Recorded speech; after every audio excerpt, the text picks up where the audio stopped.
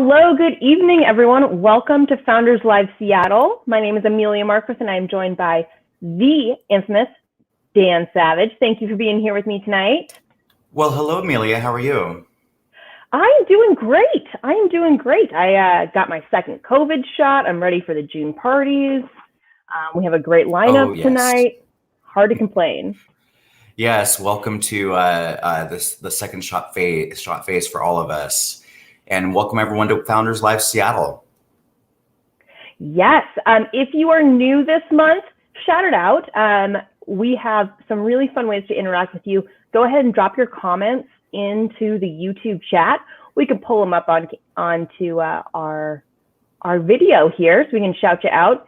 If you are an entrepreneur who's joining us today, drop in the name of your business. We want to give you some promotion, say hi, look at who our awesome community is here tonight. So glad to have you all. All right, well, before we jump in here, if you could do us all a favor, go ahead, share out this YouTube link. Founders Live Seattle is one of the actually fun online events. I know that I run it, so I'm biased, but Dan, we have a good time. We sure do. Awesome, so share out the YouTube link on your social. And do us a favor, go ahead and like this video for it. It helps us make sure that people can find us more easily in the future. Got a couple people saying hi. Hey, Christopher, good to see you here. Okay, so we have an awesome lineup of 5 startups tonight. First off, though, we are going to sit down with author Addie Woolridge. She has a new bestseller on Amazon. She's going to be sitting down with us. So please put your comments for Addie into the chat here. We love connecting with you. All right, let's see. So into the opening interview, we'll say hi to Luis really quick. Let's bring in Addie. Hey, Addie. Hello. Hi. Thanks for having me. It's really exciting to have you here tonight. So you are a newly published author. Tell us a little bit about yourself. Kind of what do you do when you're not writing? Sure. So I was born and raised in Seattle, right outside of Seattle. I left home at 18. I thought I wanted to dry out a little bit, so I moved to California, and I've lived there ever since. I got my undergrad degree at USC in opera. So if you don't know an opera singer, congratulations, now you do. And then I eventually took a job here in Northern California, and I've been writing for, about 5 years now. I'd say 3 years seriously, though. There's a real distinction between like putzing around on the computer and like actually sitting your butt in the chair and getting something done. So 3 years seriously, 5 years-ish on and off. And how long have you been reading romance novels? Was this a genre you loved before? So I'm ashamed to admit it now, but I don't think I started reading romance until I graduated from college. I was one of those people who was like, I read classic literature. And joke's on me, because the largest selling fiction section of any book ever is in fact romance. It accounts for a huge chunk of fiction sales. It's $1 billion a year industry. So I was basically the only person not reading romance. In fact, 80% of women read romance. Something like 25% of men do. So everyone you know is reading romance. If you're not reading, drop it in the chat. I've got suggestions. Yeah. So, yeah. I love that idea. If you have a favorite romance novel or romance author, put it in the chat. We'll do a little genre shout out. I want to geek out. Yes, please. So you have a background in opera, you're working in California, started reading romance, started writing romance. What was that very first, blank sheet of paper? What was kind of the spark that got you to, well, I'll put some thoughts down? So this is embarrassing. I started writing romance when I was living in LA, and I had been invited to join a writers group by some friends that I thought were really cool people. And by really cool, I mean one of them had a PhD in folklore and the other one was an artist architect. So Definition of cool is very nerdy. And I didn't actually write. And I had said that when they invited me, and I think they just forgot. So for 4 months straight, I got to go to this writers group and read their stuff and like offer my opinions. And I just thought it was so much fun. And finally, like 4 months in, one of them was like, you know, Addie, we never read your stuff. Next week, we're going to start with you. I was like, no. And I ran home, and I remember calling my sister and being like, Coco, what do I do? Because these people think I'm a writer and now they're my friends. And she was like, well, girl, I think the best thing you can do is ghost them because you don't write. And I was like, no. So I called my mom and I was like, Moms. She was like, well, it's got to be 10 pages, right? I was like, yeah. She's like, it doesn't have to be good 10 pages. It's just got to be 10 pages. I was like, you're right.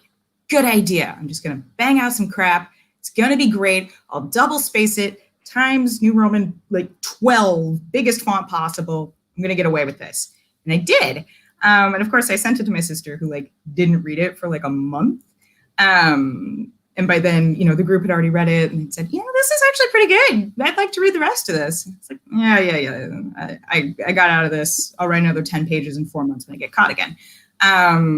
But then both my mom and sister were like, you know, actually, this is pretty fun. So that's how I got started in romance. And kind of once you got going, it's just, it's fun to tell a story. Or when you live in LA, it's fun to sit in a coffee house and say, I'm a writer. Oh, I love that. We got a couple romance fans. Sarah. Hi, Sarah. Thanks for being here. Good to see you. Saying all things Jasmine Gilroy. Am I saying that correctly? Alex or Addie, do you know? Guillory. You're super close. And I love her. I'm obsessed with her. If she sees this someday, she's just going to be super creeped out. I know she lives in the Bay Area, so I have to like try not to fangirl when I like, see her. But I'm such a huge fan.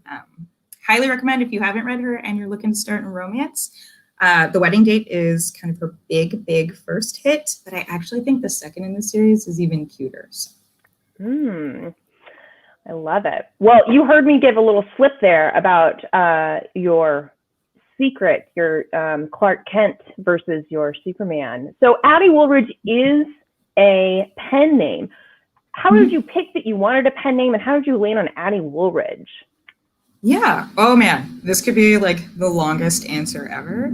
So I will try to do it in the easiest way possible. I think socially there is a subset of people who really think that if you are a woman with bodily autonomy and or you write about even tangentially related to sex, like people believe that they should have access to your life and everything about you. So just about every romance author uses a pen name just for safety reasons. So I knew I needed a pen name. When I signed with my agent, they kind of said, okay, you got to come up with something and you need to do it fast because we want to shop this. But my real name is a family name and I actually really love it. It means something to me. It's my grandmother's name. So my sister and I actually got drinks and we were sitting on the couches outside of my office, drinking our little drinks after hours. Actually, she'd snuck in Bailey's and we'd gone to the staff lounge and gotten coffee. So we're drinking our drinks, we're going through it. And I was like, I want it to be a name that means something. We thought about like radical liberation and different Black abolitionists that we really admired. But honestly, Harriet is not the right name for me. So, I didn't keep gunpowder in my basement to blow up people who were trying to re-enslave you. So I'm not quite that badass. So I was like, okay, that doesn't make sense. And eventually I landed on Addie Woolridge, which is a family name. She's one of the first women in my family that we know of to receive her freedom. So because I believe that literacy is a radical act. And ultimately, particularly for Black Americans, it's an act of self-definition and also an act of defiance. And so I really wanted to be able to honor my ancestors and also people who kind of made me. And I thought that would be a really meaningful way to be able to see her name, which is still my name, on a book cover. That is so cool. Oh my gosh, I'm just so excited to see everything. I've dropped the link to Addie's new book into the chat, so you can go get that.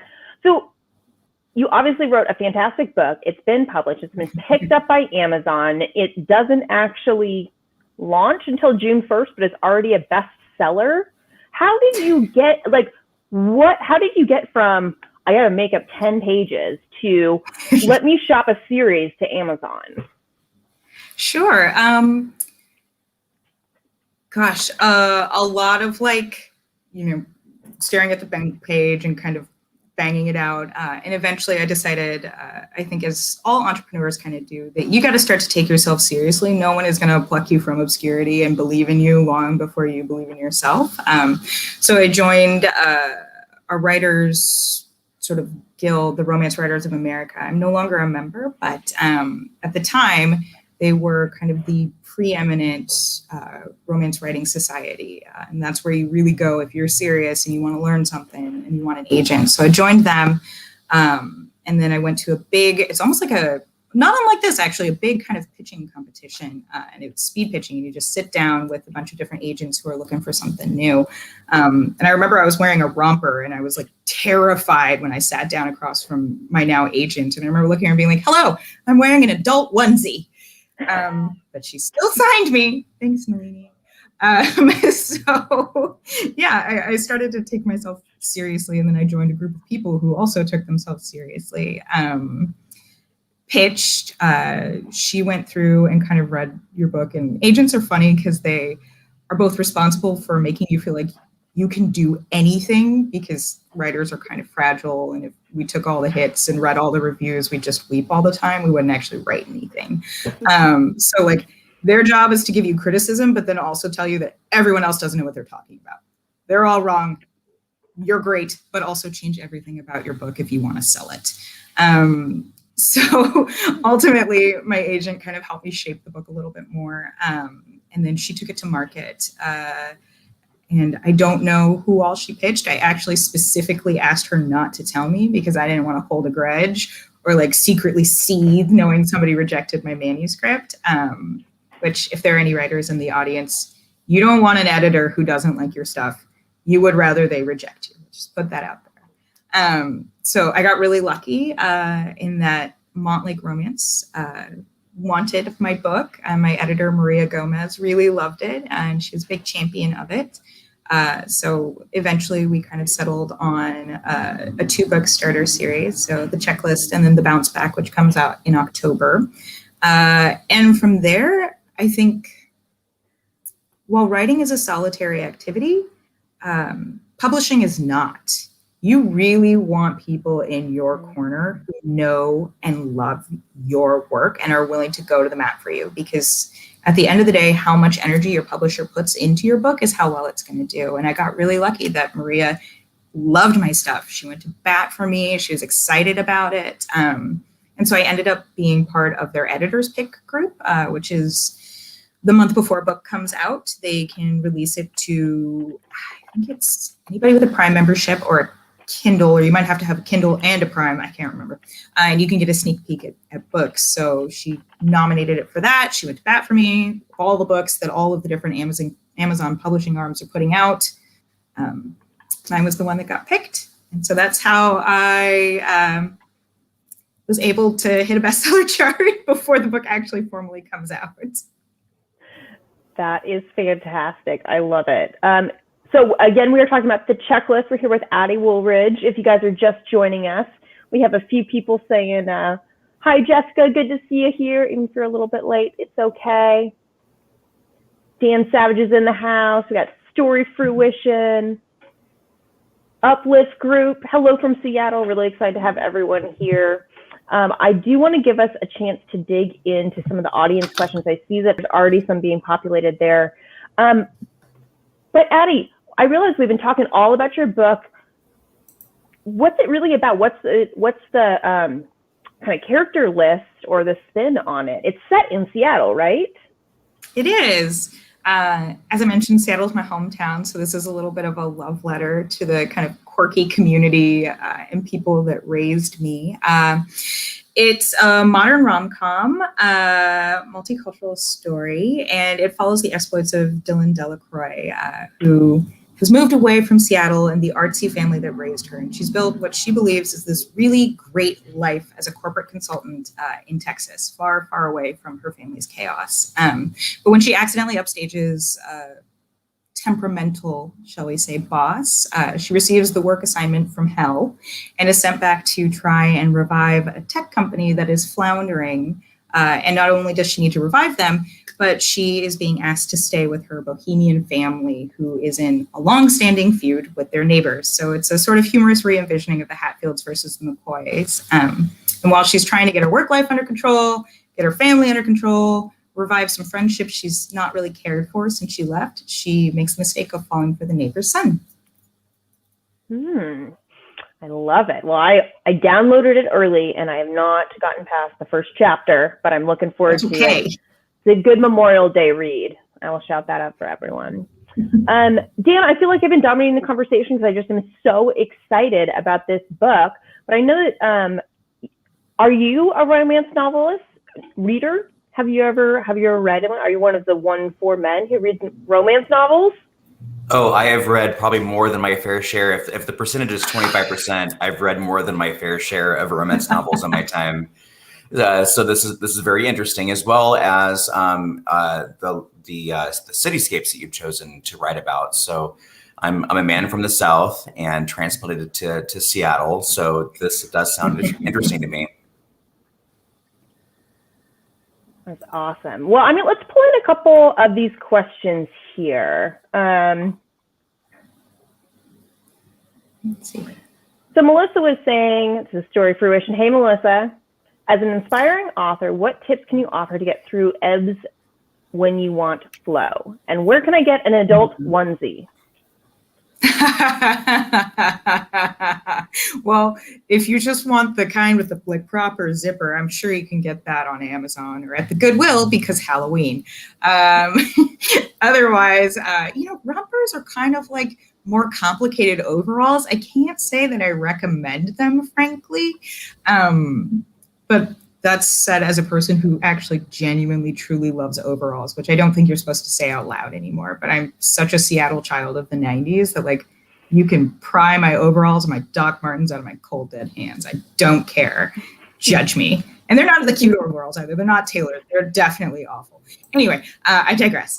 In terms of tips to get through the ebbs when you really want to flow, I think the first thing that I would say is that if you wait around for the flow, you will never, ever get flow. Flow happens when you show up to write, which like I find the muse, which is a ridiculous term, but like the urge to write or the muse like shows up when I show up. So every morning at 6:45, I call the muse and she's like, no, thank you.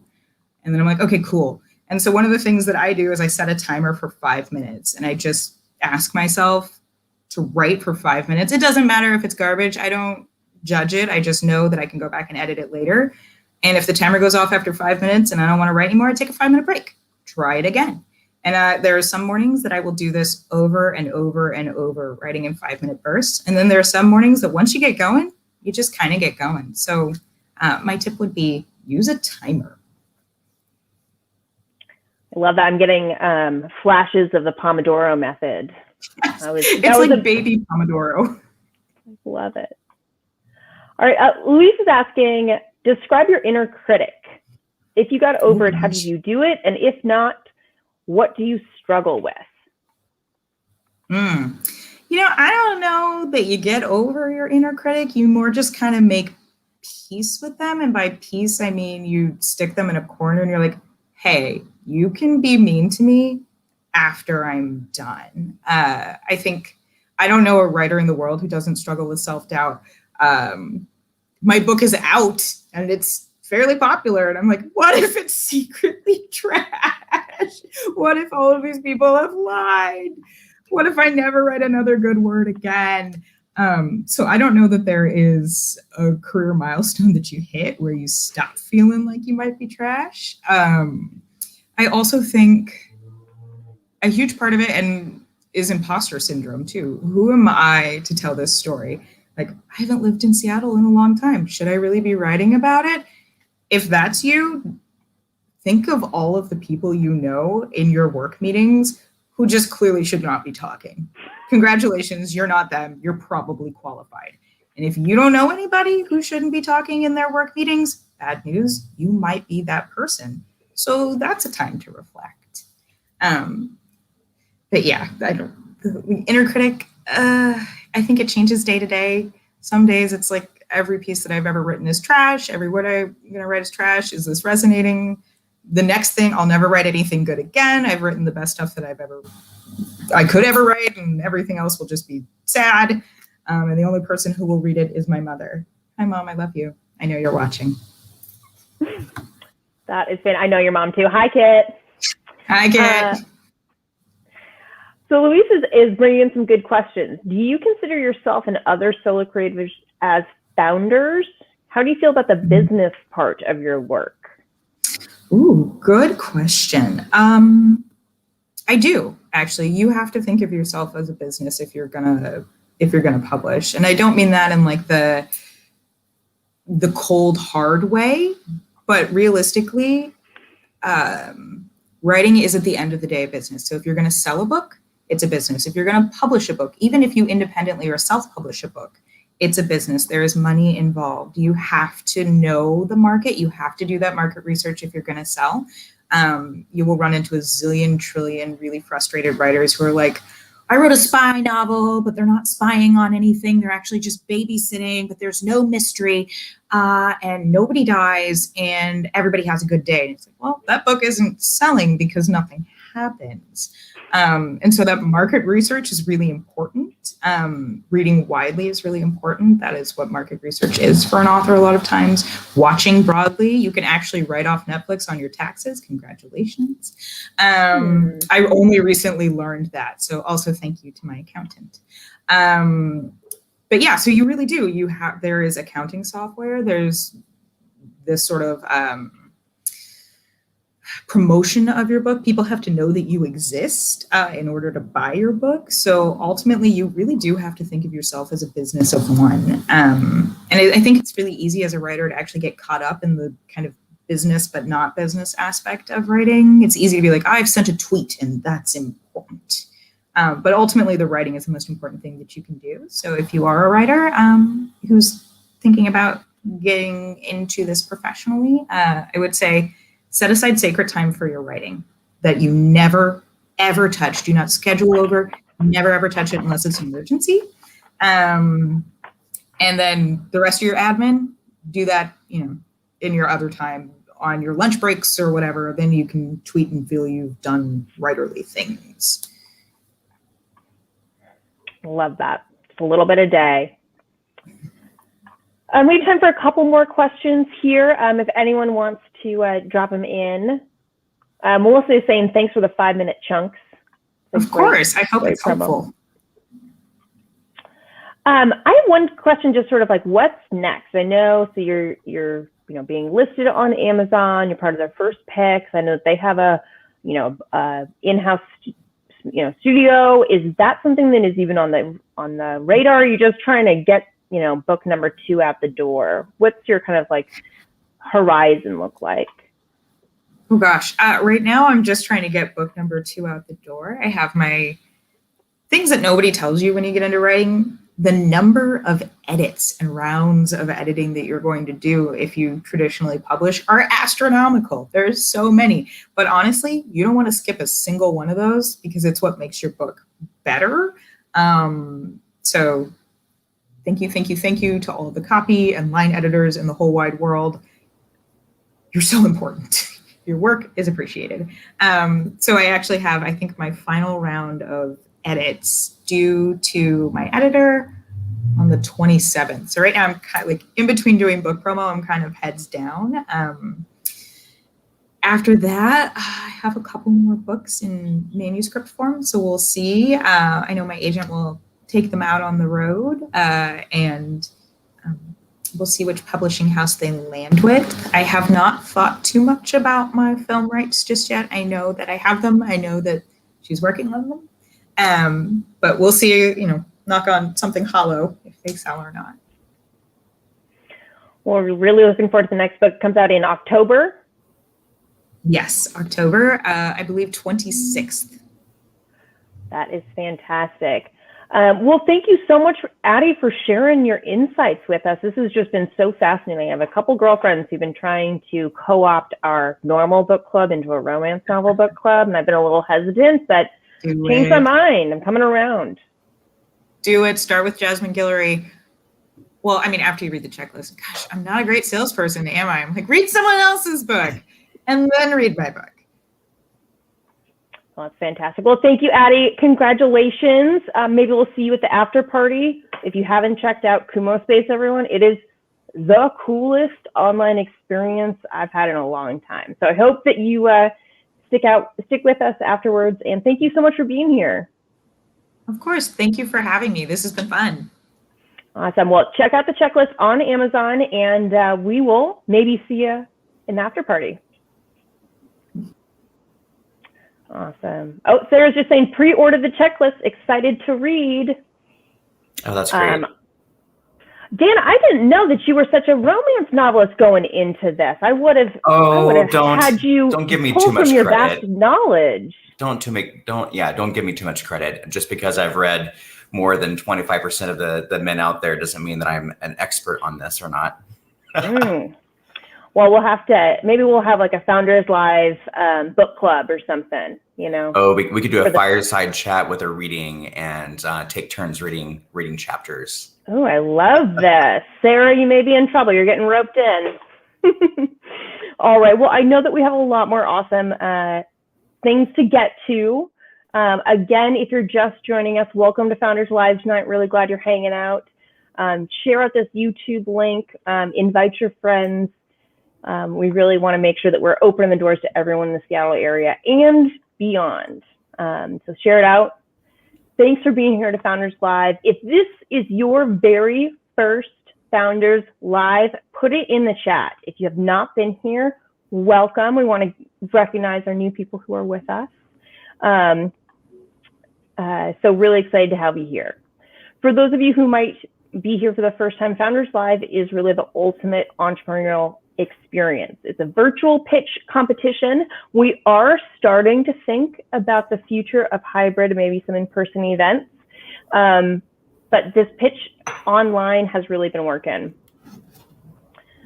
So we're all about inspiration, education, and entertainment. We have a global plus a local community. Everything that we're doing in Seattle is viewable around the world. I know we have people tuning in from across the globe tonight. In 60 cities, almost every month, we have local live events with their pitchers. So it's really a global competition that started in Seattle. Founderslive.com is the homepage of the modern entrepreneur. We have an online community, videos, online events, member Q&A, educational talks, articles. The founder, Nick Hughes, has really put a lot of thought and attention to creating this awesome online community for us. So please make sure you check it out. We have monthly live events for Seattle. We have hundreds of guests, 5 companies, 99-second pitches, 4 minutes of Q&A from you, the audience, and then community votes. You will be able to cast your vote for who the winner from Seattle is going to be. Our mission is to become the industry-defining brand for entrepreneurship around the world. So welcome to the next generation of Founders Live. We're really, really excited to have you here. There's city events all around the world. We always open up with an opening entertainment of 30 minutes. We have our pitch competition, which is 60 minutes. We're about to jump into that soon. And then stick around for the social happy hour. We are actually going to be combining our after-hour party with the Portland Founders Live party. So we're going to have a whole I-5 West Coast corridor going. So tap in. We have some awesome conversations. Gary and Christopher are our official happy hour after party hosts. Oh, awesome. Alexander, watching the first time from Denmark. Glad to have you here. Stick around for the social hour. It's really fun. We've had some great conversations. I've had to tap out at 11 p.m. I think the last couple months because these great conversations just keep ongoing. So make sure you show up, hang out with us afterwards. We're here for performance, competition, and networking. So welcome to Founders Live Seattle. We're really excited to have you here tonight. Founders Live, if you didn't know, started in Seattle. Nick Hughes started this way back in a rainy day in 2014, and it is quickly expanding around the world. So Founders Live is in over 60 global cities. If you are interested in starting a Founders Live in your city or country, reach out. There's new cities being added every single month. So make sure that yours is represented.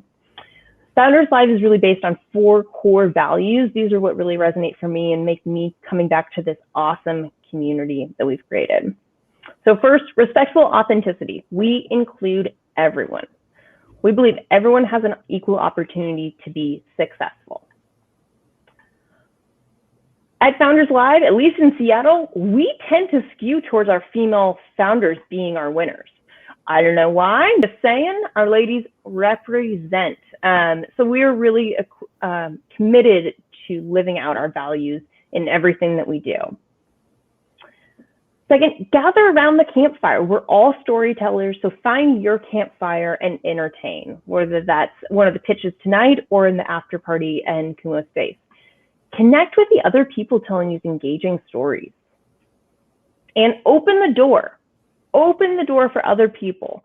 You want to do nice things for people without expecting a return. I think that's one of the reasons that this Founders Live community is so powerful and has been so popular, is everyone is coming in trying to amplify our entrepreneurial ecosystem and not just do it for themselves, right? We're in this together. Being entrepreneurs is a tough job, and it's easier when we bring our friends. And then finally, no name tags. I know that it's cheating because my name is up below my picture, but really we just want to have fun, not be awkward, kind of, peeling back the veneer of networking and really just trying to connect, tap in, and have fun. So one last thing. Go ahead, share out the event. We're about to start the pitches in just a couple minutes, so go ahead and like this video. Thank you so much for being here tonight. We, of course, cannot do this all by ourselves. We have an incredible group of partners and sponsors that we work with to make this possible for everyone. First up, WTIA, Washington Technology Industry Association. Nick Ellingson is driving back from a conference on the east side, on the east side of the state right now. And so he is not be able to join us, but check out Washington Technology Industry Association. They are fantastic. They have some of the best benefits for startups. Snoqualmie Casino is one of our newer sponsors. I'm really, really excited about everything they have going on. I'm going to bring up Takako Wright. Takako, you're from Snoqualmie. Tell us a little bit about what you guys have going on. Well, one of the great things, I'm actually joining you from our ballroom. And credit goes to Mr. Michael Ross for connecting us. You said you're all about imagination, education, entertainment. Come on over. We'll take care of the entertainment for you.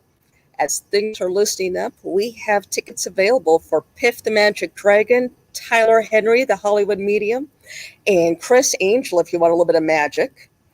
And if you love dining and old-style train rides, we have a phenomenal thing coming up this summer.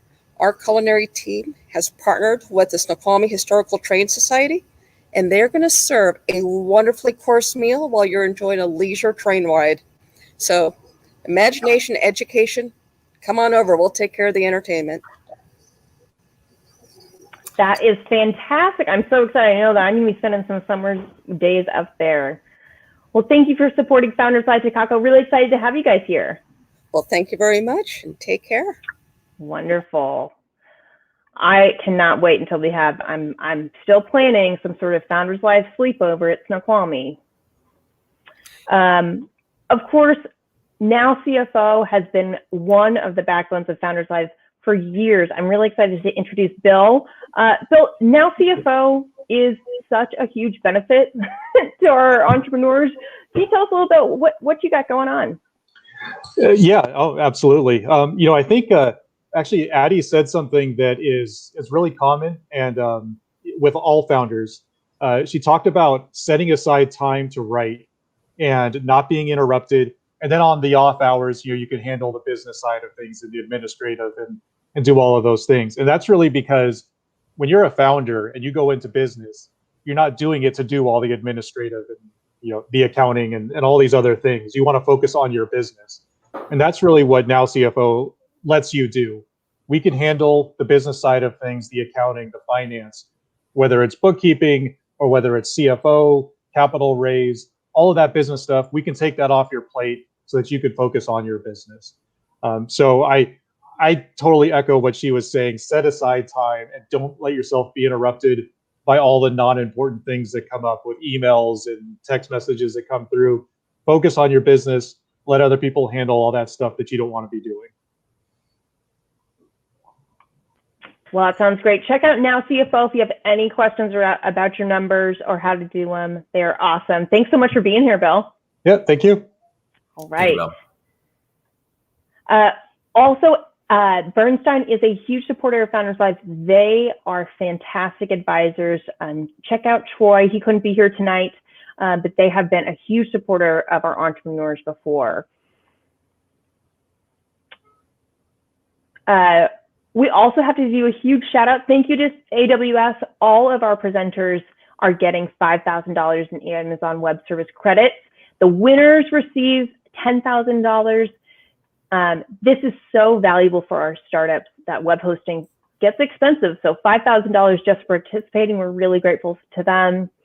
And then, of course, Google Cloud for startups. We're friends with everyone. They're giving $3,000 in credits for our startups, and also opportunity to grow into more than $100,000 in cloud credit for Google Cloud for startups.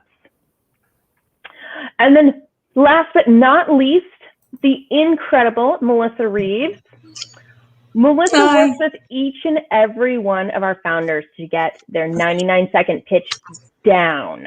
So thanks for being here, Melissa. How are we looking this month? I am so excited for tonight.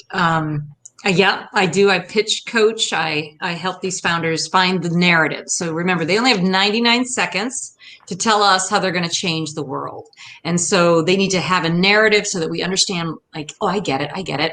Now I have a question about what they just said. And so the visuals are really important. And I just had a blast this month with all of the founders because they brought their A game, but they were stretching into this medium of actually bringing in narrative to have that kind of right brain, left brain balance that I think all pitches need. So we buy logically, but we buy emotionally, and that's where the story comes in. So I'm excited. Good luck, everyone. Well, thank you for everything you do, Melissa. If you are a founder or even an entrepreneur, and you're having a hard time unraveling that connection with your messaging, check out Melissa. She's fantastic. Aw, go on. Aw. I mean it. Go on. No, I'm just kidding. We got 3 claps from Louise. Well, thank you, Melissa. Check us out in the after party. Join in. Will you be there? Absolutely. Awesome. Yeah. Okay. Well, I will catch up with you after. Good luck, founders. Thank you, Melissa. Yes. Oh my gosh. So we're getting real close. Are you guys ready to hear some fantastic pitches from the 5 hottest startups in Seattle? Well, I'm ready. Are you ready? Are you ready? I am totally ready. Let's do this. Okay, here we go. Go ahead, like this video for us. Here we go. This is being live streamed globally. We have an awesome lineup of 5 pitches. They each do 99 seconds. And then 4 minutes of Q&A from the audience. That's you. So put your questions for the teams into the YouTube comments, and we will pull them up and ask them live. This is how we're going to vote. You decide the winner. Take your camera, point your camera phone at this, or right below this video, there's a link to the voting. So make sure you check that out. No voting yet. We won't start counting until all of the pitches are in, but be ready. So we'll be taking questions in the sidebar. It's show time. All right. So here we go. First up, we will have Crimson Medical Solutions. Really excited to have Stephen Bone here today. Okay, Stephen, go ahead. Awesome. Thanks, Amelia. Crimson Medical Solutions is a health tech company that empowers nurses to provide excellent patient care.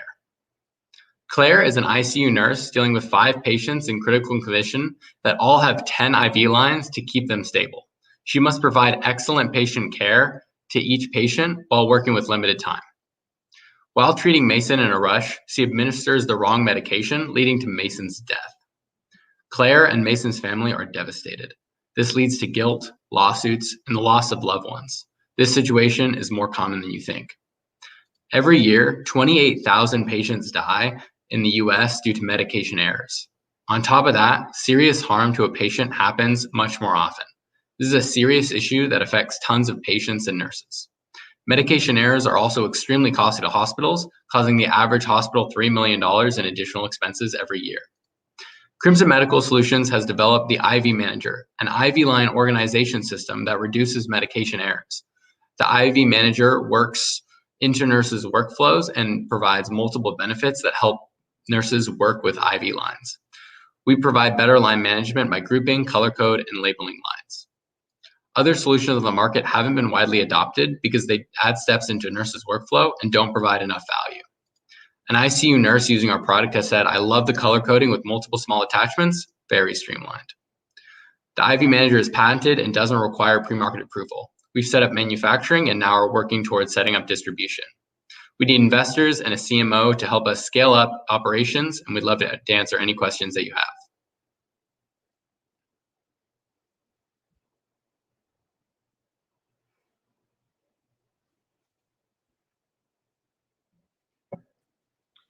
Great work. Excellent job. Thanks so much, Stephen.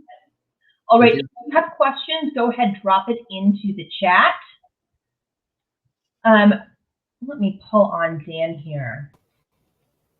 So Dan, for our first question, I think that you wanted to ask, Crimson, what is your very first market that you're focusing on? So our first market is ICUs in hospitals. So specifically, the ICUs and hospitals focus a lot on organization since they're working with patients over a long period of time, and they usually have a lot of IV lines in their patients, whereas some other departments like ERs are much more focused on speed since they're working in emergency situations and may not have the time to organize their lines.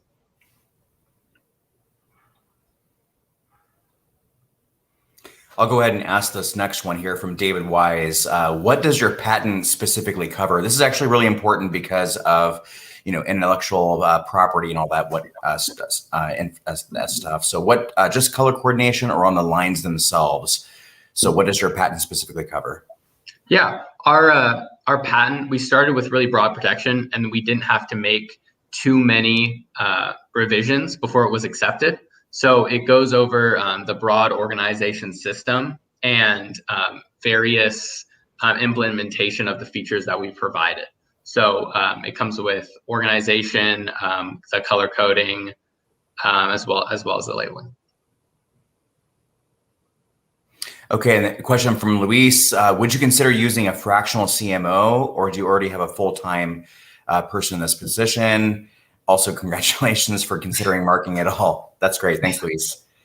Yeah, so for us, like I said, we've set up manufacturing and we're looking to get this to market. There's a lot of barriers to get into the healthcare space. You're working with distributors and GPOs, as well as selling directly to market to help out your distributors and GPOs. So having someone to manage that is important. I also think when you're onboarding someone, it's important to start working with them and move on from there. Okay, excellent. From Brian Brewer, who in the hospital is the purchase decision maker, and what is the typical sales cycle? That's a good question for our business development people out there. That is an incredible question. So like I said, hospitals are, it depends on the system. Smaller hospitals are less bureaucratic, and larger hospitals, especially hospital systems, are a lot more bureaucratic. So sales cycles are pretty proportional to how large the hospital system is that is involved in. But hospitals majorly rely on a value analysis team, which involves financial directors, nursing directors, and policy directors. And usually one person is the person bringing a product through that to analyze it. And from a hospital's perspective, it's a gatekeeping device to keep costs down, other than things that are totally necessary. So that's the key decision-making mechanism. Okay, that's excellent. This is from Gary from earlier. Where did the industry expertise come from? We have an amazing advisory board. So we have a nurse who's currently going to school to be a nurse practitioner, Mark Houghton. We also have two different sales directors, one more based around marketing, one based around specifically sales. One is a sales director for Labary, and the other has worked for, he was a salesman for Smart Pumps, then he worked for a GPO, or he worked for a distributor, now he works for a GPO. We also have some business development advisors as well. Great job, Stephen. Unfortunately, that is all the time for Q&A that we have. I know there were some more questions in the chat that we didn't get to. Save those for the after party. Make sure to join us. The Cumulus-based link is just below. All right, great work. Next up, we will have Kalina from Noir Luxe Candle Company. Okay, Kalina. Hi. Take it away. Awesome. 2020 was a wild year. From a global pandemic to continued civil unrest, I began to feel physically and emotionally exhausted. The amount of time we all have now spent indoors makes it hard not to think about things that affect our energy. Seeking ways to practice and encourage self-care, I launched a candle company. Enter Noir Luxe Candle Co. Noir Luxe is a soy wax wood and wick candle brand rooted in self-care, culture, and nostalgia. Wood wicks help your candle burn longer and emit fragrances better. And I personally believe that scent is powerful because smell and emotion are stored as one memory. Fragrance can affect our mood and can transport us to a whole new time. For instance, the lavender, sage, and lemon in Seattle summer will not only freshen your space, but will elevate your mood and take you to your favorite memories of Blue Angels and Seafair in the summertime. And since launching 8 months ago, we've been featured in Oprah magazine as one of 25 best Black-owned candle companies. And last month, we reached over 1,000 online orders. And the nostalgia is real. If you don't believe me, you can take a look at what our customers are saying. And while our candles help you feel good and make your space smell good, they also help you do good. Our Candles for a Cause collection highlights nonprofit organizations doing amazing work, with a portion of proceeds from each candle being donated to each organization. So today, I'm seeking potential investors and advisors who can help me grow my company. And specifically, if you know any buyers at Nordstrom's, hit me up. Ultimately, if you're a namaste home type of person, a birthday bish, or you're looking for good vibes only, I've got you. I'd appreciate your vote and your support. Now let's get lit.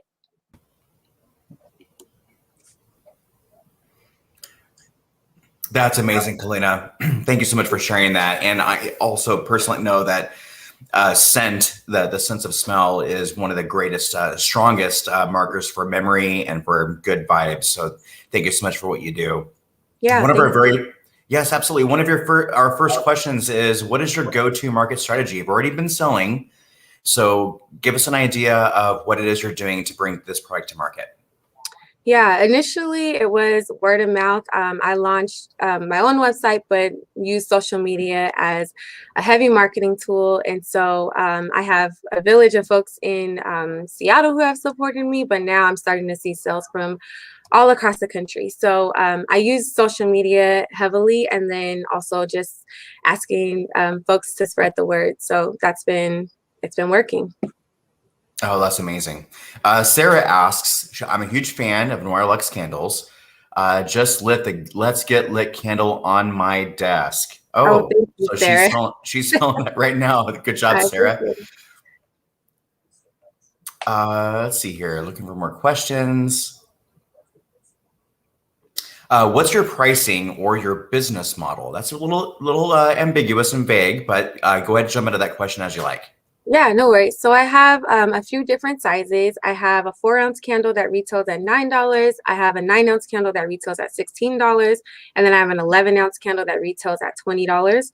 And so those are, online prices. I also do wholesale and bulk orders. I also do custom and private labels.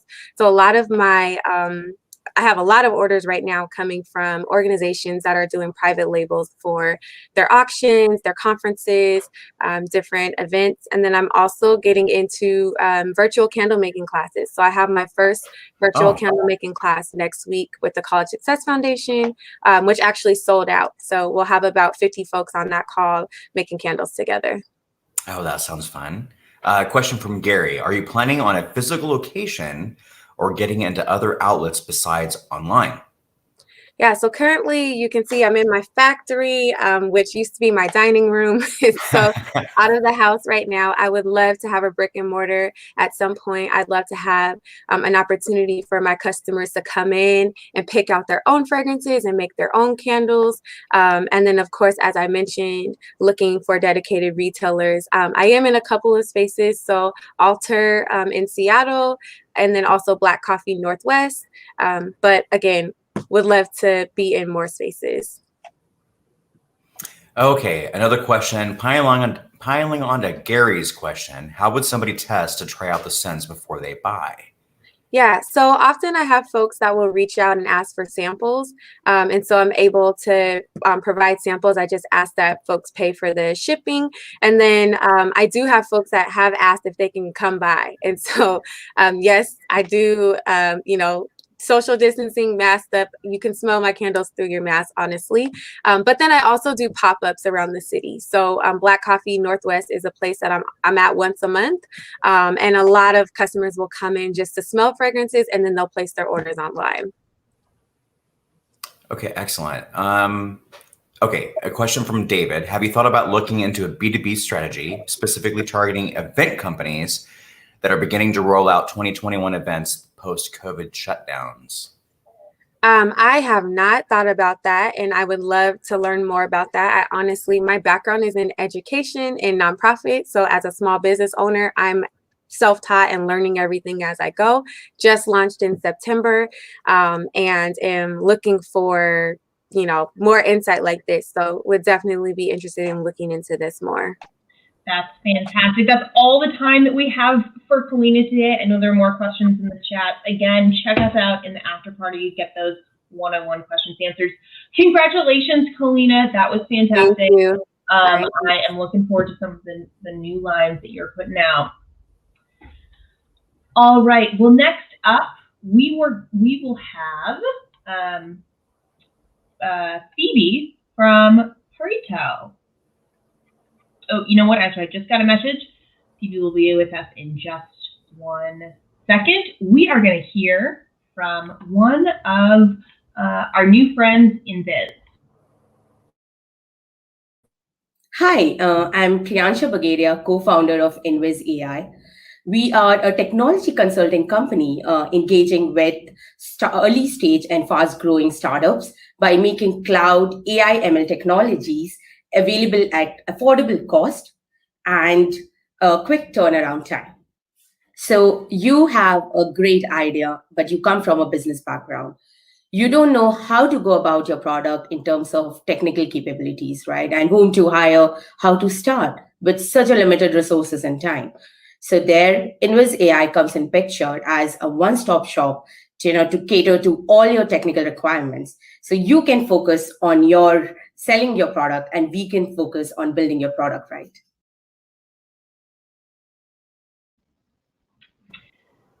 Please check out Invis. They are such a cool dev team.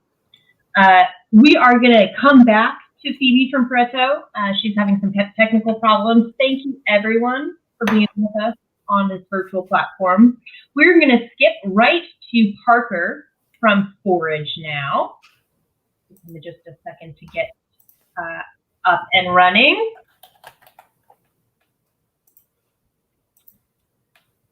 Okay, so Parker pulling up those slides. Great work. Okay, Parker, take it away. Great. This is Forage, Breakfast with Benefits.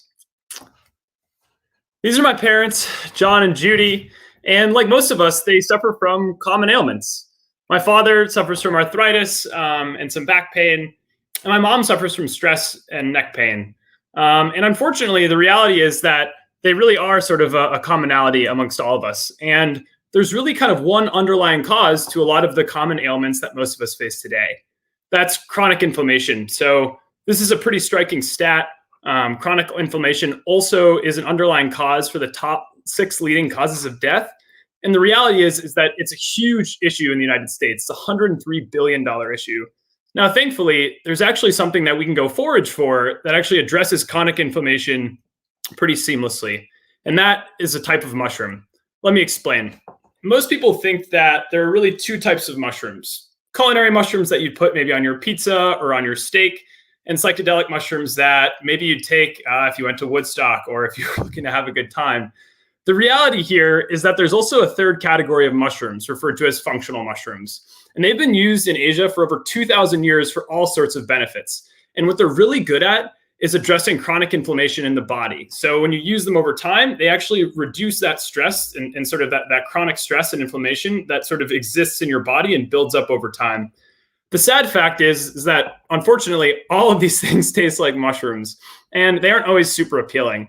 So we built Forage, where we seamlessly sort of integrate sort of functional mushroom extracts into a functional granola that's both delicious and healthy and shows real effects such as natural energy, mental focus, and immunity, amongst other things. We've already seen awesome traction, gotten awesome reviews from our customers, and have really started to transform lives. So join us and help address chronic stress across the nation.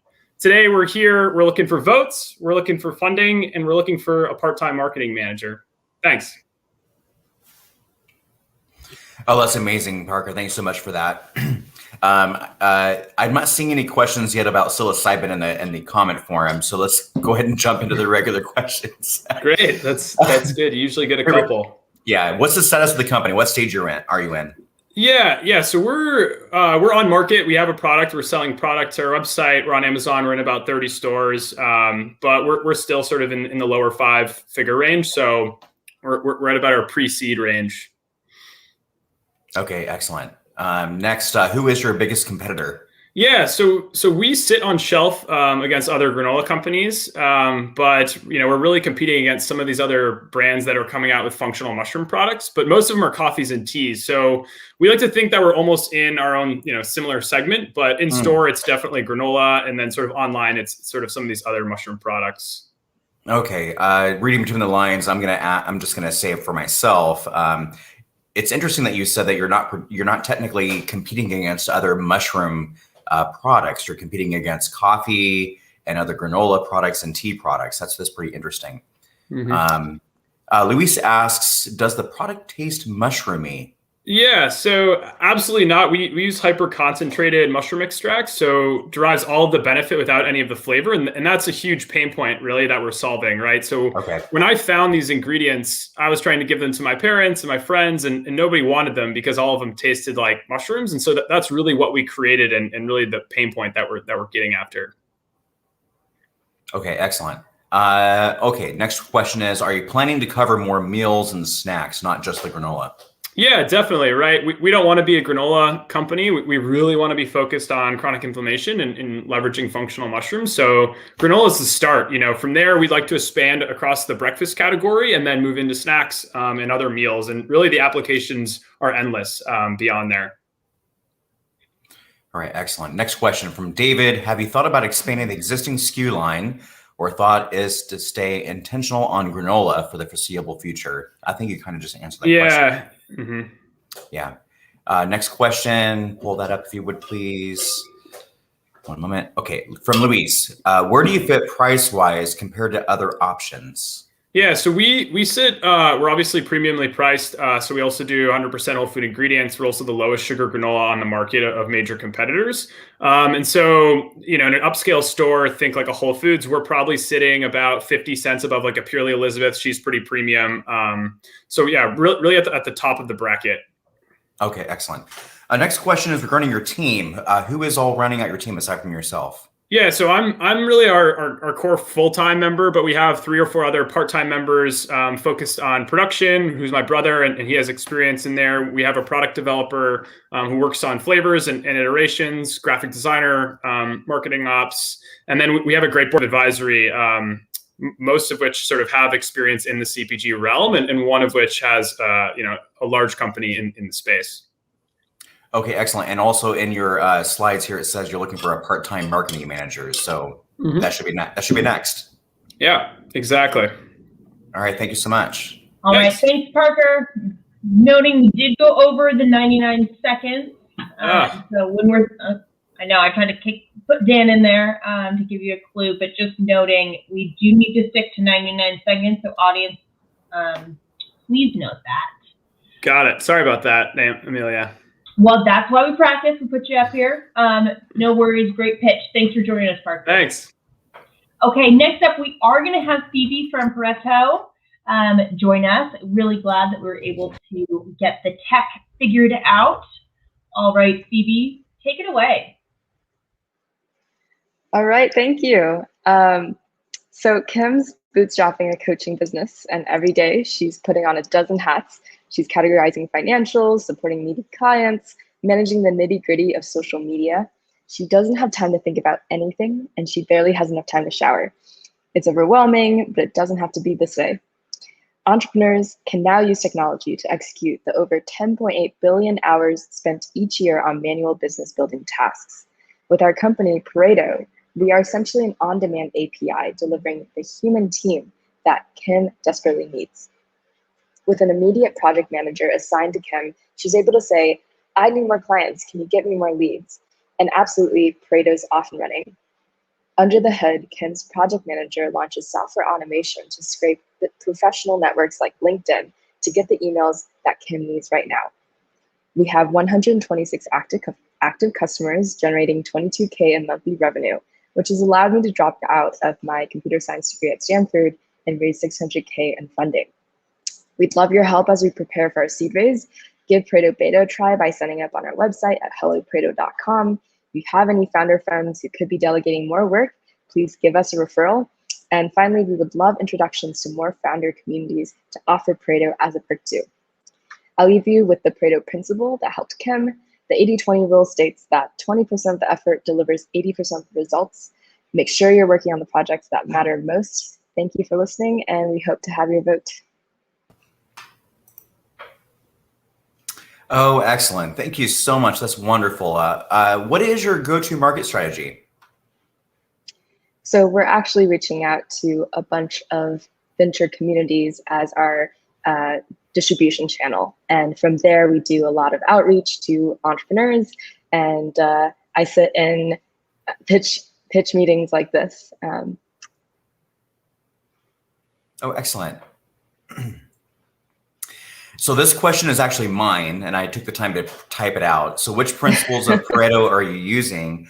And in particular, what I wanted to know is, are you using any kind of AI with the algorithms in it? Or is this entirely, some, in-out software or, some person who is managing all of this interaction? There's so many forms of AI, Dan. Yes, of course. AI is artificial humans. Human intelligence. We don't call ourselves AI for that reason. We actually build rule-based templates that allow our human workers in the loop to execute tasks according to what is most efficient. And we also have software involved that supercharges their work. Oh, I love it. That's actually the answer I was hoping for. Next question is from Luis. How do you bill for project managers? Do you bill hourly, weekly, monthly, or by the word? This is something we're still figuring out because we want to bill by value-based, and our MVP on our website is just $20 per hour, and we actually bill for the work, the time that it takes to execute the work. But eventually, we're going to move more towards project-based pricing. Oh, okay, excellent. All right, from Melissa at Story Fruition, what other sorts of tasks can you take off the plate of a founder? I'm really glad you asked, Melissa. We actually have a slide for this. The short answer is everything. We do we have a list of 30 plus tasks that we recommend founders outsource. And in general, if it's not core to your business process or your core product, you should outsource it. But we do everything from generating sales leads, screening job candidates, prospecting users, labeling and organizing contacts. Anything that is repetitive and rote, we can pretty much take off your plate. All right, that's wonderful. Thank you so much. All right, next question is from Luis. How big can you scale given your current funding? And what will new funding enable for you to do? It's a great question. So we're using our funding to build to improve our user experience and lay the foundations of our backend and front-end infrastructure. Next steps on our roadmap is to build our algorithmic workforce management system, as well as the task automation system, which will be on top of that initial infrastructure. Okay, that's amazing. Oh, scary question. What's your biggest threat? The RPA, robotic process automation space, is a huge space. It's pretty fragmented. There's a lot of companies out there, like UiPath recently just IPO'd. In the niche that we're targeting of small, medium businesses, you have a lot of alternatives. People can hire interns, people can go to Upwork, entrepreneurs can get another outsourcing company. We like to think that we're in the middle between automation and manual work, where we're really combining both the relevance and accuracy of a human in the loop and also the efficiency of automation. Exactly right. Great work, Phoebe. That is all the time we have for questions. Fantastic work. Looking forward to talking to you more in the after party. Thank you both. Great job. Thank you, Phoebe. All right. You take a breath now, Phoebe. Pull you down. High five your dog. Really quickly, let's hear from one of our friends at TriNet.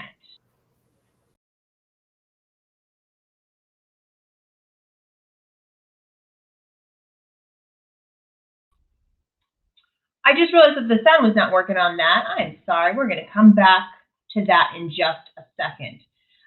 We have up next our very, very last but not least presenter, Castify. Iman is going to present for Castify.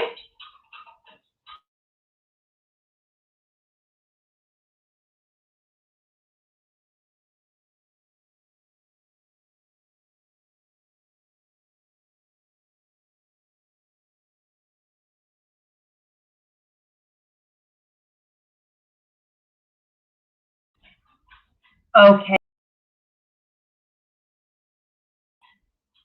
Take it away, Iman.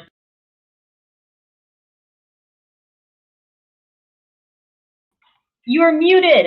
Someone had to do it. Usually it's me. I'm gonna mute myself. Okay. Can you hear me now? Wonderful. Fantastic. Take it away. Awesome. I want you to meet Walter. He has been teaching math for the last 20 years. After a pandemic happens, university hired a cameraman to transform his lectures to a video series. The videos are informative, but they're extremely boring, as writing is usually 5 times slower than talking. On the other side, I want you to meet Emma. She's teaching business online. Her courses are short and sweet, and of course the students love her. But poor Emma is spending a lot of time to create content as she needs to use multiple software and tons of planning. I felt the exact same pain as I've been YouTuber for the last 5 years. My videos have been watched close to 1 million times all over the world. And out of my frustration with content creation, Castify was born. Castify streamlined the whole content creation process in just one platform with tons of automation to get rid of boring and time-consuming tasks. The files are flexible and they are very small in size, which unlocks the opportunity to collaborate on videos. And finally, the whole process is very simple and intuitive. Our first public version was available early this year with 500 plus users and 2 big Canadian universities on board. In our short presence, we won several awards and we got features in news, and above all, our end users are saying nice things about the platform. We sincerely believe Castify will disrupt the edtech industry, and we are looking for investors who not only invest in Castify, but becomes our partners and mentors in this journey. With that, here is our amazing team saying hi to all of you. I love to show you a live demo or answer any question. Thank you very much. Well, that was perfectly short and sweet. Thank you so much, sir. First question is, what is your pricing and how does it compare to your competitors? Sure. Our pricing is a SaaS freemium. So the basic version goes for free with limitation on the videos and also the features. The pro version will unlock the full potential of Castify, and we have batch discount for institutions who sign up for more than 10 licenses. Okay, excellent. This is a question for myself, which I took the time to type out. Are you planning on tackling the online education problem? For now, actually, our focus is on asynchronous learning, basically like offline videos that YouTubers, influencers, folks who sell online courses create.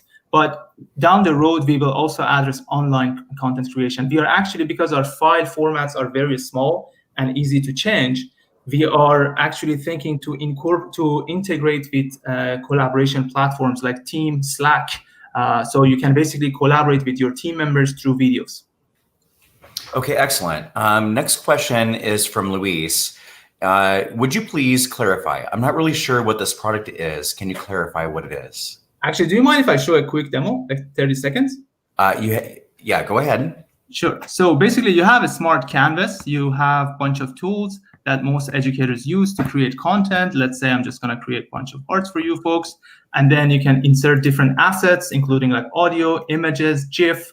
Let's say I'm going to import this GIF and put it here. And then you can easily record your audio. Hello, my name is Iman. Thank you very much for giving this opportunity to me. You know, if I make a mistake, I'm not worried about it. Castify will take care of it. I'm super excited to pass this technology to all educators out there. Now I'm just going to sync the audio to video. All I need to do is to select and then drag and drop. By using these whiteboards, I can control like how much audio I want, and I can control the animation speed. I'm just going to drag and drop, and I'm going to drag and drop this one here, and boom, the video is ready. Hello, my name is Iman. Thank you very much for giving this opportunity to me. I'm super excited to pass this technology to all educators out there. So basically, that's the software, and you can change it after production. You can change audio, you can change all the assets. Everything is basically independent, which enables changing and updating the content on the fly, which is not possible for traditional videos. Okay. Last question I believe here is, so if a project is typically 10 hours to create, how much faster does Castify make it? That's an awesome question. Actually, as an example, for my videos, for 10 minutes video, I spent 10 hours. And now with Castify, I spent 3 hours. So that's where 70% saving comes from. Okay, excellent. Okay, here's another question here. What do you need the most right now? How can we all help? Sure. Thank you for asking that. We need funding because we are trying to transform our technology to a cloud-based platform that people can share and collaborate. And for that, we are hiring full stack developers, and we need funding to do some marketing. So funding is what we need the most. Also, I do appreciate it if you download the software, try it. The desktop version is available, and give us feedback. Basically, Castify has been developed by and with educators. So your feedback would be greatly appreciated. Great work, Iman. Fantastic. Thank you so much. That is all the time that we have for questions. I'm going to pull your slides down. Thank you so much. Thank you. Wow, Dan, Melissa was not kidding. These teams are bringing the heat this evening. Well, Melissa's always been good about preparing everyone, so I can always tell when someone has spent some time with her.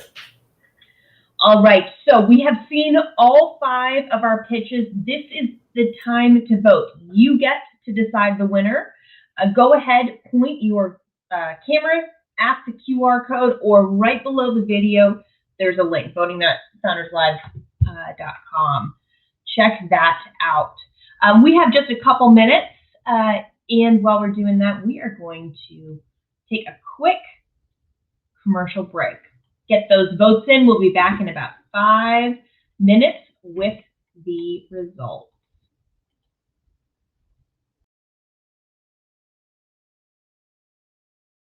We've got an investor meeting in 48 hours. We got this.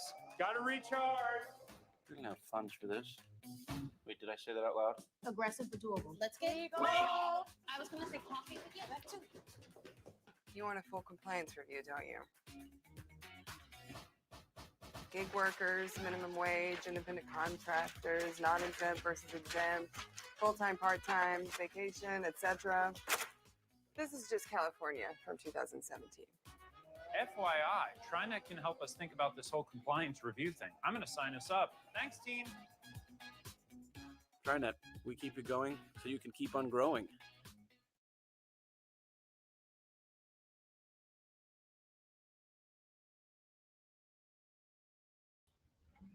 All right, so get those votes in. We are going to give about 3 or 4 more minutes until we will count those votes, so make sure you get those in. Hang out for our after party. We got a couple great comments here from everyone. Great job, Phoebe. Well, good work, everyone. You guys have been doing awesome. I am always so impressed by the incredible founders that we have.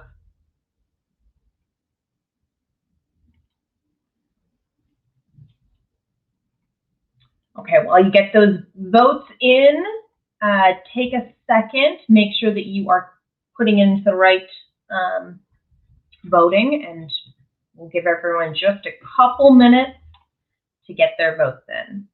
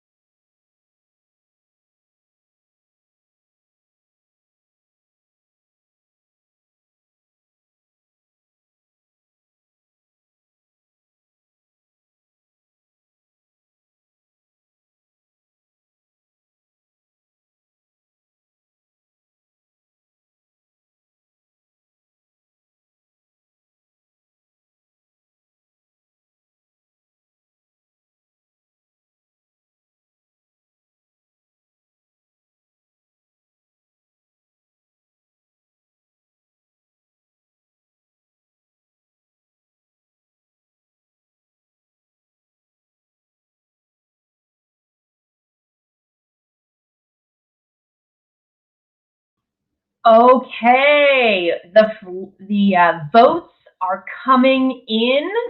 We will have just one more second to get those votes in. They're coming in close. Okay, I think we have our winner. Are you guys ready? Our winner is Phoebe from Pareto. Congratulations, Phoebe. Are you back here? See if Phoebe gives a second to jump in. Great job to everyone today. So impressed by all of the pitches tonight. Phoebe, congratulations. Thank you. Yeah, thanks for having me. I'm so excited. This is fantastic.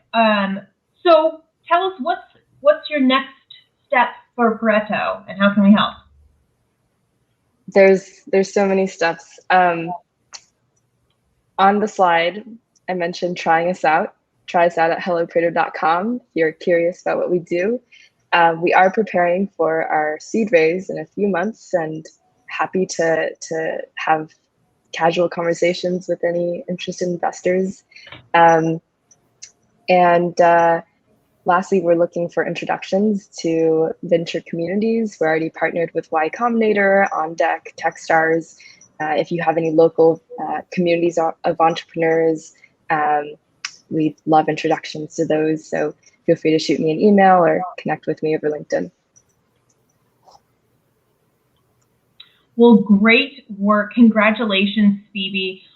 We're going to give you just a sec to do a happy dance, and then we're going to see you over in the Kumo Space after party, right?